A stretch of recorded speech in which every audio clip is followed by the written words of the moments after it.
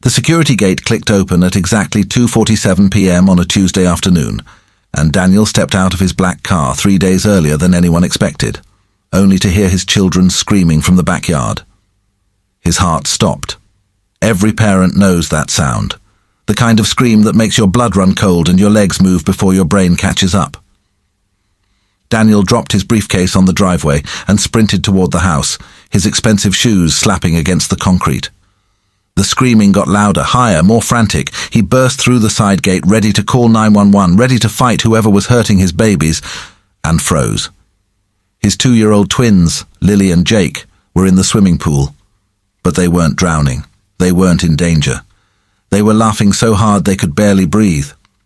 The screams he'd heard, pure joy, the kind of happiness he'd forgotten existed. And right there in the middle of the pool, fully dressed in jeans and a white t-shirt, was Sarah, their nanny. The woman he'd hired 6 months ago and barely knew. She had Jake on her shoulders and Lily clinging to her back like a little monkey. And all three of them were singing, no, shouting some ridiculous song about ducks. Sarah's hair was plastered to her face. Her clothes were soaked through. She looked absolutely ridiculous. And his children looked happier than he'd seen them in 2 years. Hey friends, thank you so much for stopping by. Don't forget to comment where you're watching from. Someone close to you might be watching too. Like, share, subscribe, and tap the notification bell so you never miss a story. Make sure to watch till the very end because the final twist is something you definitely don't want to miss, so let's continue.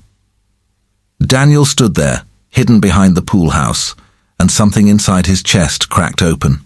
When was the last time he'd heard them laugh like that? Really laugh? Not the polite giggles they gave him at dinner or the quiet sounds they made while watching cartoons. This was different. This was the sound of kids who felt safe enough to be loud, wild, free. He should have been angry. Sarah was supposed to be watching the kids, not throwing them around in the pool like some kind of circus act. She was fully dressed for crying out loud. The pool wasn't even heated. It was October. What kind of professional nanny does this? But he couldn't move, couldn't speak, could only watch as Sarah pretended to be a sea monster, making exaggerated growling sounds that sent both kids into fresh fits of giggles. Lily splashed water at her face, Jake tried to dunk her head under, and Sarah let them, encouraged them, played along like she had nothing else in the world to do. Again? Again! Lily shrieked. All right, but this time you both have to hold on tight, Sarah said, adjusting them on her shoulders. We're going underwater. Ready? 1, 2, 3. They all went under together. Daniel's heart jumped, just for a second, until they came back up, gasping and laughing and coughing up water. Safe. Together. Happy. He'd hired Sarah through an agency. She was 23, fresh out of school with some early childhood degree he hadn't bothered to check. His assistant had handled the whole thing. Daniel had been too busy, too buried in work, too focused on keeping his company alive after his wife, Amanda, had left him for her yoga instructor and moved to California without looking back. That was 2 years ago, the same year the twins turned 6 months old. He'd tried to be there for them, really tried. But running a billion-dollar tech company meant 18-hour days, constant travel, endless meetings with people who only cared about numbers and profits and quarterly reports. He'd missed first words, first steps, first everything. And somewhere along the way, his kids had become strangers. They were polite to him, quiet. They said please and thank you and ate their vegetables without complaining. They never threw tantrums or made messes or asked for too much. They were perfect little robots, and it was killing him. Daddy pays people to take care of you, Amanda had told him during their last fight. But he doesn't actually care. Not really. Not enough to show up. He'd called her crazy, bitter, a liar. But watching Sarah spin his children around in circles, listening to them shriek with laughter, he wondered if Amanda had been right all along. Okay, Sarah gasped, setting the twins down in the shallow end. I need a break. You two are getting too strong for me. No, more, Jake demanded, wrapping his tiny arms around her leg. More monster, Lily agreed, doing the same to her other leg. Sarah pretended to struggle, taking exaggerated steps through the water like she was stuck in quicksand. "Oh no! I'm trapped! What am I going to do?" The twins giggled and held on tighter. That's when Daniel stepped forward. He didn't plan it, his feet just moved. "Having fun?" All three of them jumped. Sarah spun around so fast she nearly fell backward into the water. Her face went pale, then red, then pale again. "Mr. Lawrence, you're not supposed to be... you're home early. I didn't hear..." She was babbling, trying to pry the twins off her legs and stand up straight at the same time. "I'm so sorry. I know this looks..." "Sarah!" Lily shouted, apparently immune to the tension. "Daddy's home." "Hi, Daddy," Jake said. Like finding the nanny soaking wet in the pool was the most normal thing in the world. Daniel looked at his kids, really looked at them.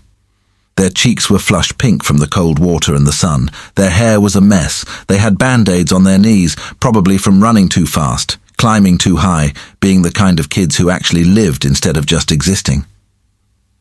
When had that happened? "I asked if you were having fun," he said, keeping his voice neutral. Sarah straightened up, water dripping from her clothes. "Sir, I can explain. The kids were having a hard afternoon. Jake was crying because he missed his mom and Lily wouldn't eat lunch, and I thought..." She stopped, took a breath. "I thought if I made them laugh, they'd feel better. I know I should have asked permission first.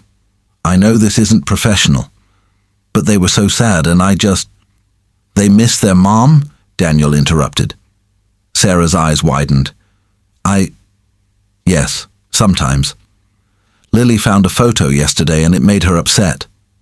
"Of course." Amanda sent cards on birthdays and Christmas, always with photos of her new life. Her new husband, her new house in San Diego with the ocean view and the perfect weather. She never asked about the twins, never called, never visited. She'd given birth to them and then walked away like they were someone else's problem. "I miss Mommy," Lily said quietly. And just like that, the laughter was gone. Daniel felt something hot and sharp twist in his stomach. He'd protected them from the truth. Told himself they were too young to understand, too young to hurt, but of course they hurt. They just didn't know how to say it. "Come here," he said, crouching down by the edge of the pool. Both twins looked at Sarah first, like they needed permission. She nodded and they waded over to their father. Daniel reached into the water and pulled them both out, not caring that they were soaking wet and getting his suit dirty. He held them close, felt their little hearts beating against his chest and realized he couldn't remember the last time he'd hugged them like this. "I miss her too," he whispered. "But you know what? You've got me and Sarah, and we're not going anywhere. Okay?" Lily sniffled. Jake nodded against his shoulder, and Sarah stood there in the pool, looking like she wanted to disappear. "Get out," Daniel said to her. She flinched. "Yes, sir. I'll pack my things." "No." He stood up, still holding the twins. "Get out of the pool and go change. You're going to catch a cold. Then come to my office. We need to talk." Sarah's face crumpled. "Mr. Lawrence, please. I know I messed up, but I love these kids. I'll do better. I promise I'll..." "Sarah?" He softened his voice. "You're not fired. I just want to talk." She blinked. "I'm... not?" "No. Now go change before you get sick." She climbed out of the pool, dripping water all over the deck, and hurried inside without another word. Daniel carried the twins into the house, wrapped them in warm towels, and sat them down with hot chocolate and cartoons. They were already half asleep by the time he left the room, exhausted from all that joy. 20 minutes later, Sarah knocked on his office door. She'd changed into dry clothes, a simple blue sweater and jeans. Her hair was still damp, pulled back into a messy bun. She looked terrified. "Sit," Daniel said, gesturing to the chair across from his desk.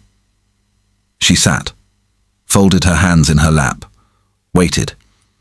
Daniel had spent years in boardrooms negotiating billion-dollar deals with people who wanted to destroy him. He knew how to read faces, how to spot lies, how to find weakness and exploit it. But looking at Sarah, he didn't see any of that. He just saw someone who cared. "How long have you been doing this?" he asked. "Doing what, sir?" "Playing with them? Making them happy? Actually paying attention?" Sarah frowned. "Since the beginning. That's my job." "No," Daniel said. "Your job is to keep them alive, fed, clean, safe. That's what I hired you for. What you were doing out there." He trailed off. "That's something else." She looked down at her hands. "I'm sorry if I crossed a line. I know you probably think I'm unprofessional. My supervisor at the agency always said I get too attached. But I can't help it. Lily and Jake are special. They deserve to feel loved. They deserve to laugh. And I know their mom isn't here, and I know you're busy, but someone needs to—" She stopped herself. "I'm sorry. That was out of line." "Keep going," Daniel said quietly. Sarah looked up, surprised. "Sir? You were going to say someone needs to show up for them. Say it." She hesitated. Then, quietly, "Yes, someone needs to show up." Daniel leaned back in his chair. "You're right. What?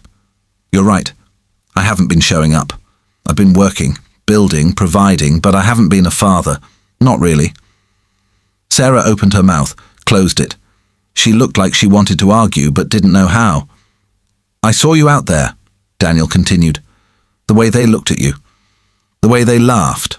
When was the last time they laughed like that with me? Mr. Lawrence, be honest." Sarah bit her lip. "Not since I started working here." The words hit him harder than any business failure ever had. He'd survived bankruptcies, lawsuits, hostile takeovers. But hearing that his own children didn't feel safe enough to be happy around him, that broke something. "I want to change that," he said. "I want to be the person they run to, the person they trust, the person who makes them laugh." He looked at Sarah. "I want you to teach me." She stared at him like he'd grown a second head. "Teach you?" "How to be a dad. A real one. Not just the guy who pays the bills and checks homework." He ran a hand through his hair. "I don't know how to play. I don't know what they like. I don't even know their favorite color. But you do. So teach me." Sarah was quiet for a long moment. Then she said, "Lily likes purple. Jake likes red. They both love dinosaurs, but Lily pretends she doesn't because someone at daycare told her dinosaurs are for boys. Jake hates broccoli, but he'll eat it if you call it tiny trees. Lily sleeps with 3 stuffed animals, a bear, a bunny, and a dog, and she arranges them in a specific order every night. Jake sings in the bathtub. Badly. Lily tells him to stop, but she's always smiling when she says it." Daniel felt his throat tighten. "I didn't know any of that." "You've been busy." "That's not an excuse." "No," Sarah agreed. "It's not." He liked that she didn't try to make him feel better, didn't sugarcoat it, just told him the truth. "So?" Daniel asked. "Will you help me?" Sarah studied him for a long moment. "Why now? What changed?" "I heard them screaming and thought they were dying, and all I could think was that I'd wasted 2 years being too busy to know them. If something happened, if I lost them—" He couldn't finish the sentence. Sarah nodded slowly. "Okay, I'll help, but you have to actually show up. No cancelling because of meetings. No half attention while checking emails. If you're going to do this, you have to really do it." "Deal." She stood up. "Good. We start tomorrow. 4 o'clock. Don't be late." She left the office before he could respond. Daniel sat there alone, surrounded by awards and plaques and photos of himself shaking hands with people he didn't care about. And he realized that for all his success, all his money, all his power, he'd been failing at the only thing that actually mattered. But tomorrow, that was going to change. The next afternoon, Daniel cleared his schedule, ignored his assistant's protests, turned off his phone, and showed up at 4 o'clock sharp. Sarah was waiting in the backyard with the twins. She'd set up what looked like an obstacle course using pool noodles, hula hoops, and chalk drawings on the concrete. "You're on time," she said, sounding surprised. "I said I'd be here." "Daddy!" Lily ran over and hugged his leg. "Are you playing with us?" The hope in her voice nearly broke him. "Yeah, baby. I'm playing with you." Jake toddled over more slowly, watching his father like he wasn't sure this was real. "All right," Sarah said, clapping her hands together. "Here's the game. We're going on an adventure to find the lost treasure. But first we have to get past the laser beams." She pointed to the pool noodles stretched between chairs, swim across the shark-infested waters, the hula hoops, and solve the riddle of the ancient temple.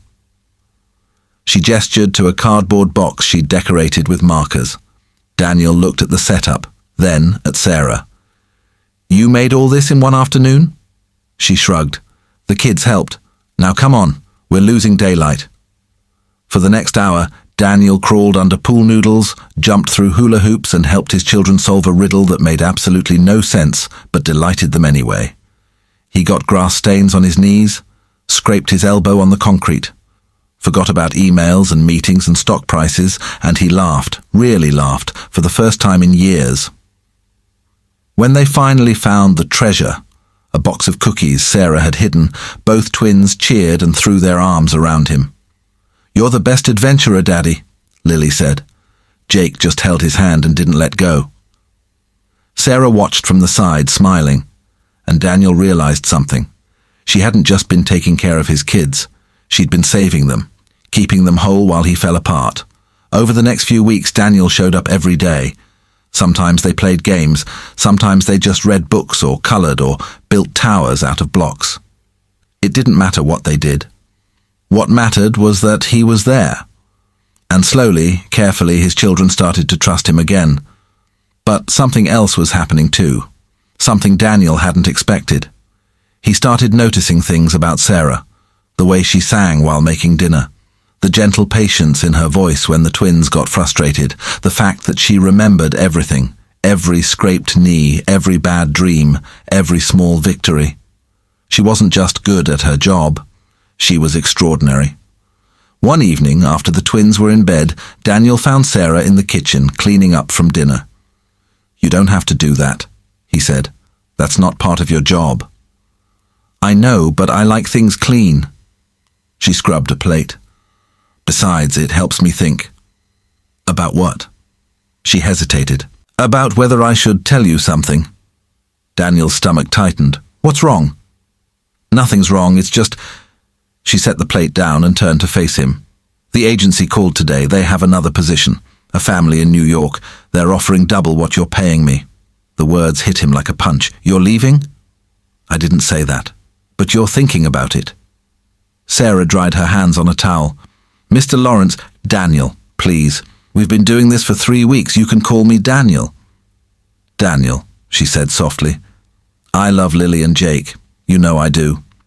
But this job was supposed to be temporary, a stepping stone. I have student loans. My mom needs help with medical bills, and this new position, it could change everything for my family." He understood. Of course he understood. She had a life, dreams, responsibilities that had nothing to do with his broken family. But the thought of her leaving, of the twins waking up one day and finding her gone, just like their mother, made him feel sick. "What if I match the offer?" he said. Sarah blinked. "What?" "What if I paid you what they're offering? Would you stay?" She stared at him. "Daniel, that's a lot of money." "I know, but you're worth it. The kids need you. I need..." He stopped himself. "We need you. Please don't go."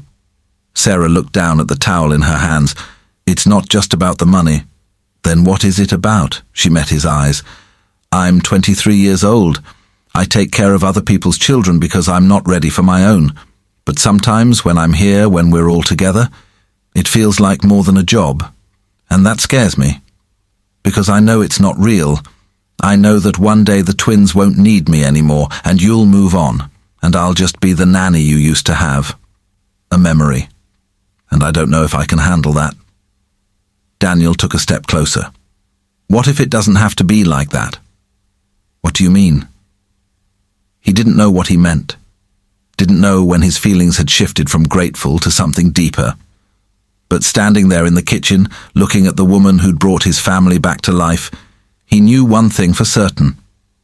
He didn't want her to be just the nanny. "Stay," he said. "Not just for the kids.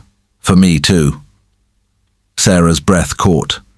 Daniel, I know this is complicated. I know I'm your boss. I know there are rules and boundaries and a million reasons why this is a terrible idea. But I can't let you walk away without telling you the truth. You make us better, all of us, and I don't want to lose that. For a long moment, Sarah didn't say anything. Then, quietly, I need to think about it. Okay. I need time. Take all the time you need. She nodded and left the kitchen, leaving Daniel alone with his thoughts and his racing heart. The next few days were torture. Sarah was professional, polite, but distant.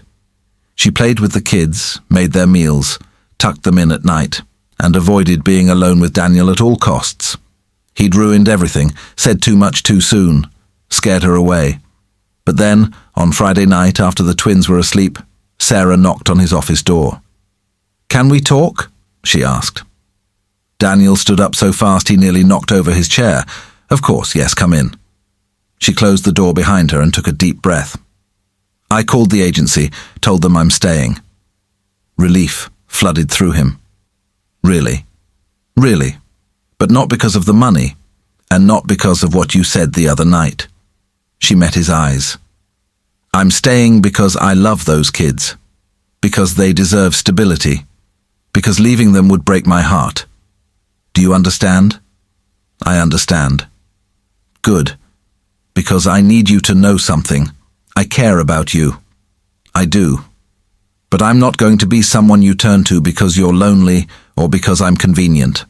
If this," she gestured between them, "is ever going to be something real, it has to be because you actually want me. Not because I'm already here, not because I'm good with your kids, me, as a person, as someone worth choosing." Daniel crossed the room until he was standing right in front of her. "I choose you. Not because you're convenient, not because you're good with my kids, though you are. I choose you because when I think about my future, you're in it. When I imagine dinner at the table, you're there. When I picture holidays and birthdays and all the boring Tuesday nights in between, I see you.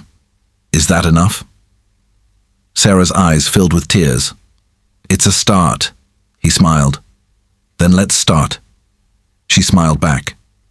"Okay, but we take this slow, and we don't tell the twins until we're sure. And if this doesn't work out, it'll work out. You don't know that. I know that I've spent 2 years running from everything that matters, and I'm done running, so yeah, it'll work out." Sarah laughed, wiping her eyes. "You're very confident for someone who just learned how to play hide and seek 3 weeks ago." "I'm a fast learner." She shook her head, still smiling. And then, before either of them could think too hard about it, she leaned up and kissed him. It was brief, gentle, perfect. When she pulled back, she said, "Slow, remember?"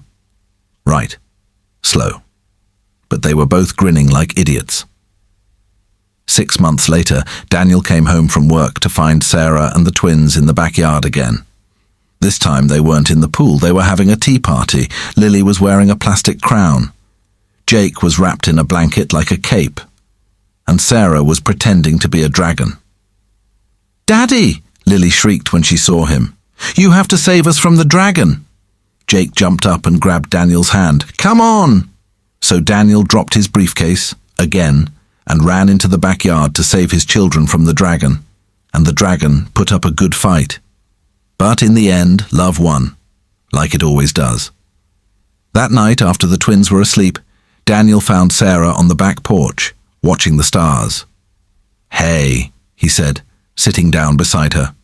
"Hey yourself." "I've been thinking." "Dangerous," he smiled. "I want to ask you something, but I'm scared." Sarah turned to look at him. "You? Scared? The man who jumps into pools fully clothed and fights dragons?"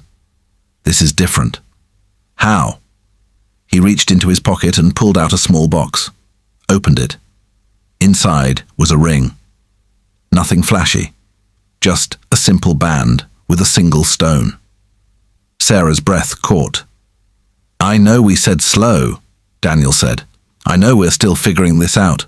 But I also know that I don't want to spend another day without you in it. Not as the nanny, not as my girlfriend, as my wife, as their mum, as the person I build a life with. He took her hand. So what do you say? Will you marry me? Sarah stared at him, then at the ring, then back at him. You're serious? Completely. We've only been together 6 months. I know. The kids will be thrilled. Lily's been asking when you're going to be her real mom. Sarah laughed, tears streaming down her face. This is crazy. I know. We barely know each other. Then we'll spend the rest of our lives figuring it out. She looked at him for a long moment, and then she said, Okay. Okay? Okay, yes, I'll marry you. Daniel slid the ring onto her finger and pulled her into his arms. And somewhere inside the house, if either of them had been paying attention, they would have heard 2 little voices whispering by the window. Told you, Lily said to her brother. Told you Sarah was going to stay forever. Jake grinned. Best nanny ever. Best mom ever, Lily corrected. And they were both right. Because sometimes the people who save us aren't the ones we expect. Sometimes they're the ones who jump into the pool fully dressed just to make us laugh. The ones who show up when no one else does. The ones who choose us, not because they have to, but because they want to, and that's the kind of love that lasts. Daniel married Sarah on a Tuesday afternoon in their backyard.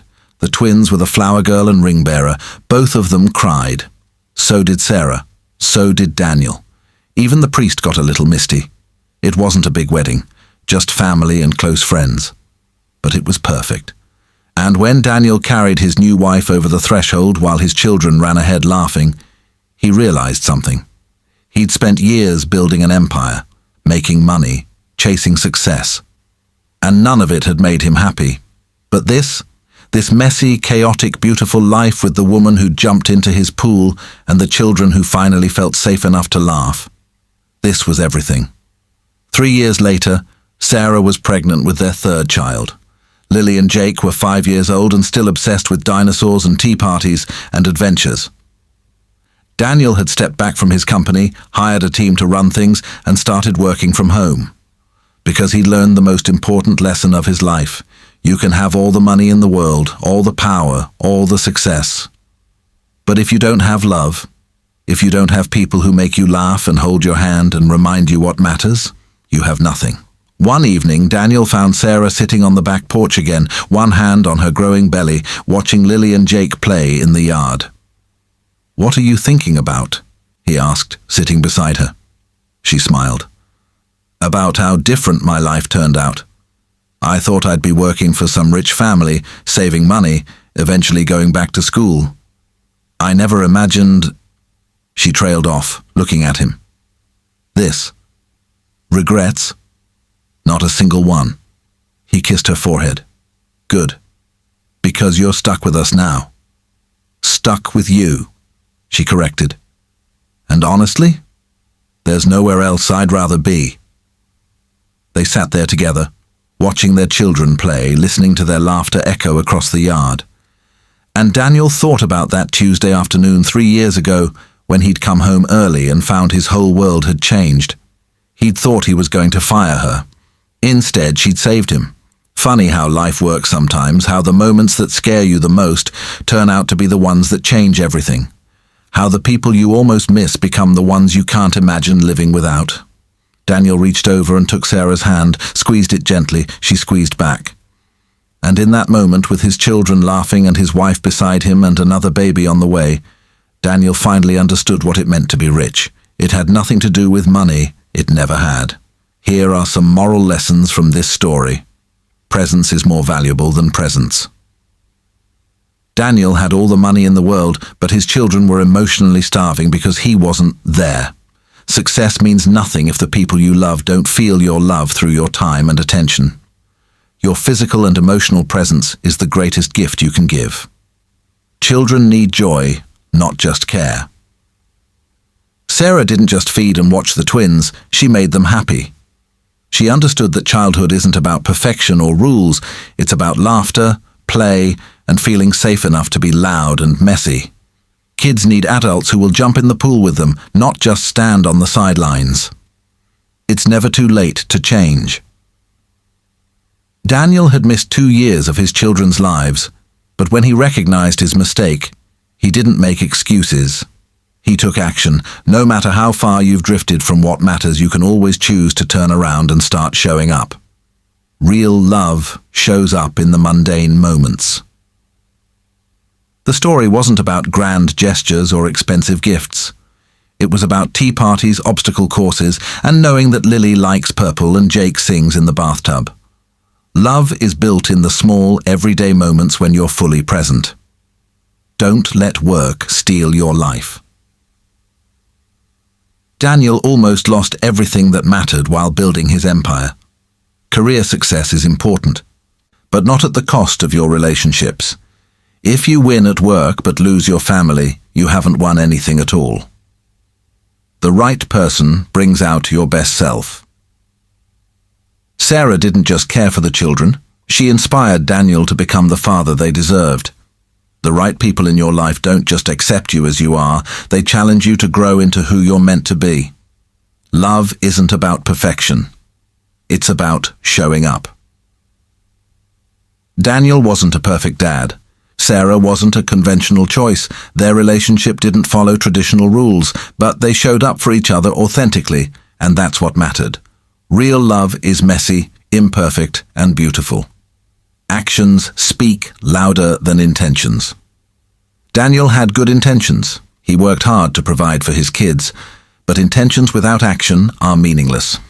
Sarah's love was proven through her actions every single day. What you do matters more than what you plan to do. Money can't buy what matters most. This is the core message. Daniel could buy anything except the one thing his children needed: a parent who truly knew them and loved them actively. The most precious things in life, trust, connection, joy, love, cannot be purchased. Sometimes strangers become family. Sarah started as an employee, but she became family because she chose to love those children with her whole heart. Family isn't always about blood, it's about who shows up, who stays, and who loves you unconditionally. Don't wait for a crisis to wake up. Daniel almost lost his relationship with his kids before he realized what was happening. Don't wait for something terrible to happen before you appreciate what you have. Wake up now, show up now, love the people in your life while you still can. Healing happens when someone sees you. The twins were grieving their mother's absence, but they couldn't express it until Sarah created a safe space for their emotions. Sometimes people, especially children, just need someone to truly see them and make space for their feelings. At the end of your life, you won't remember the meetings you attended, the deals you closed, or the money you made. You'll remember the laughter around the dinner table, the hands you held, the moments you were fully present with the people you loved. Choose those moments, choose them every single day, because the richest life isn't the one with the biggest bank account. It's the one filled with love, presence, and people who make you laugh so hard you can't breathe. Dear friends, what you just saw is only one part of the bigger picture. In the next video, I'll reveal the twist no one saw coming, so make sure you're here when it drops. I would love to know what you would have done in this situation. Drop your thoughts below. I'll be reading every single comment. Thank you so much for watching. I love you so much, and don't forget to give this video a like, hit the subscribe button, and share with someone who needs to hear it.